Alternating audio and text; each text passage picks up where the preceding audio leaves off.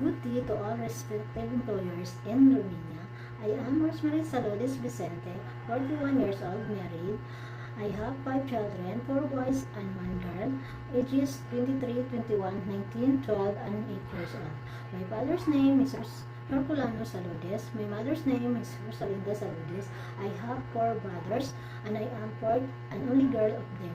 I am Roman Catholic and I live at Garcia Hernandez, Bohol, Philippines, and I did my high school studies at Antiqui Alternative Learning System last 2009. My experience as a domestic helper in Saudi Arabia last June 2021 to June 2023. I work in 6 family members, 2 adult, 3 children, and 1 toddler.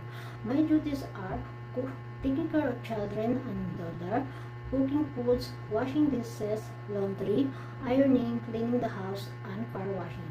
My second employer in the same country last October 2023 to January 2026. I work in 3 family members, 1 elder, 1 adult, and 1 child. My duties are taking care of elder, taking care of child, cooking of foods, washing dishes, laundry, ironing, car washing, cleaning the house, and simple gardening.